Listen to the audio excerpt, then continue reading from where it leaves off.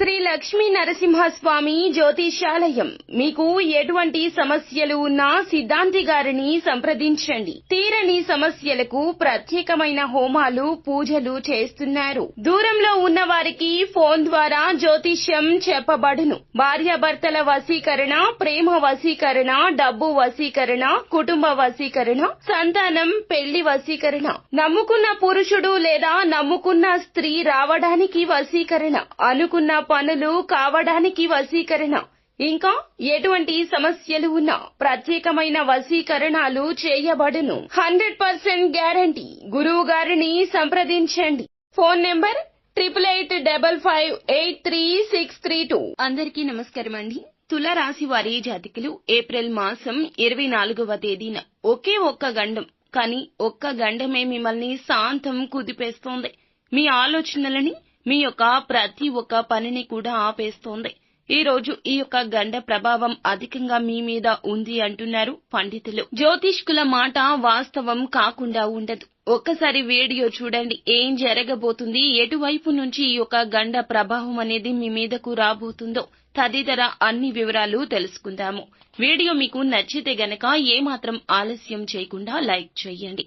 మీ like మాకెంతో support and encouragement గా ఉంటుంది. ఇక ఆలస్యం అనేదే లేకుండా వీడియోలోకి వచ్చేద్దాము. ముఖ్యంగా ఈ రోజున ఈ రాశి జాతకులు పరిస్థితులు ఎలా ఉన్నా కూడాను తెల్లవారిన దగ్గర నుంచి పొద్దుగూకే వరకు కూడాను ఒక ఇబ్బంది వస్తోంది. ఆ యొక్క సమస్య ఒక నింద కావచ్చు.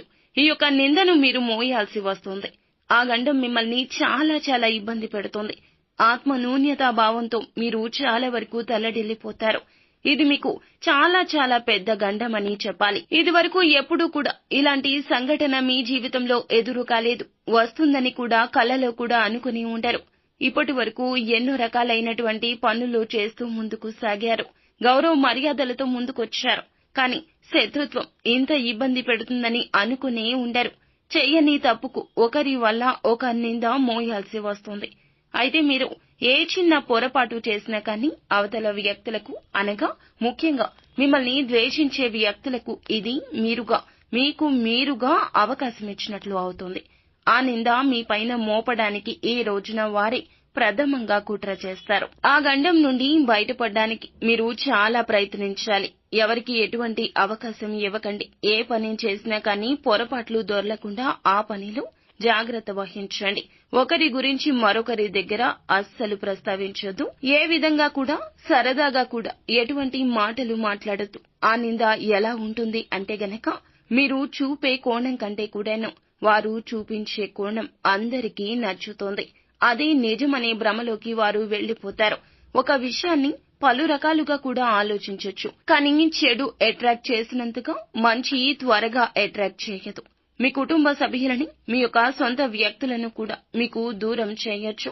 అటువంటి ప్రమాదం పొంచి ఉంది. అలాగే ఈ రాశివారు ఈ యొక్క 2025 సంవత్సరం ఏప్రిల్ మాసం 25వ తేదీన మీకు మిగిలిన అంశాల్లో మాత్రం మిశ్రమ ఫలితాలే ఉన్నాయి. చాలా కాలం నుంచి ఆర్థిక సమస్యతో బాధపడుతున్నారా? దాన్ని బయటపడే మార్గాన్ని అన్వేషిస్తారు. దాని నుంచి బయటపడే మార్గాన్ని అన్వేషించబోతున్నారు. ఇందులో భగవంతుడు మీకు సాయం చేస్తాడు.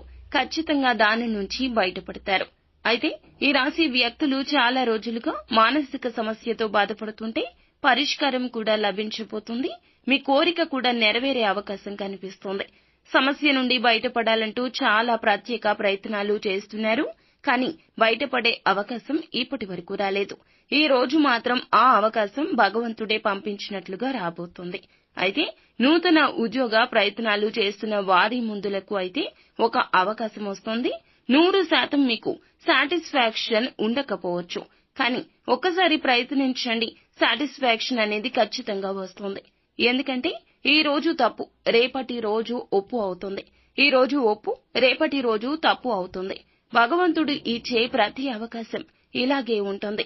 కానీ మనసు పెట్టి చేస్తే ఏ పని అయినా కూడా మనకి నచ్చే తీరుతుంది. ఈ విషయం మీద శ్రద్ధ పెట్టండి. అయితే ఈ రోజు ఒక ఆకర్షణీయమైన అవకాశాన్ని కూడా పొందుకోబోతున్నారని చెప్పుకోవాలి. మీ ముందుకు వచ్చిన అవకాశాన్ని అస్సలు జార విడుచుకోవద్దు. చిన్నదైనా పెద్దదైనా విడుచుకోవద్దు. ఒకవేళ మీరు కన్ఫ్యూజన్ లో ఉంటే కుటుంబ సభ్యులు కానీ అనుభవజ్ఞుల సలహా కానీ తీసుకోండి. అలాగే ఏ నిర్ణయం తీసుకున్నా ఆలోచించి ఆచితూచి తీసుకోండి. ఒక్కసారి నిర్ణయం తీసుకున్నాక మనం మార్చుకోవడం అస్సలు కుదరదు. కావున ఈ విధంగా చేయండి. ఆర్థిక స్థితి అనుమతిస్తే గనక ఈ రోజున పేదవారికి ఏదేని రూపంలో దాన ధర్మాలు చేయండి. అంటే వస్తువు రూపంలో, వస్త్ర రూపంలో లేదా ధనం రూపంలో ఏ విధంగా అయినా కూడా దానం తప్పక చేయండి. దగ్గరలో ఉన్న గోశాలకు వెళ్లి గోమాతకు ఏదేని ఆహార పదార్థాలు తినిపించండి.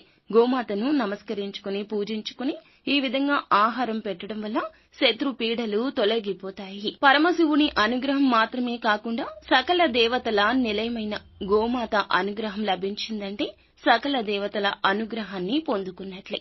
ఖచ్చితంగా ఈ రోజున ఈ జాగ్రత్తలు పాటించండి. సో ఫ్రెండ్స్, చూసారుగా, ఈ వీడియో మీకు నచ్చితే లైక్ చేయండి. మరిన్ని వీడియోస్ కోసం మా ఛానల్ ని సబ్స్క్రైబ్ చేసుకుని ఫాలో అవ్వండి. Thank you.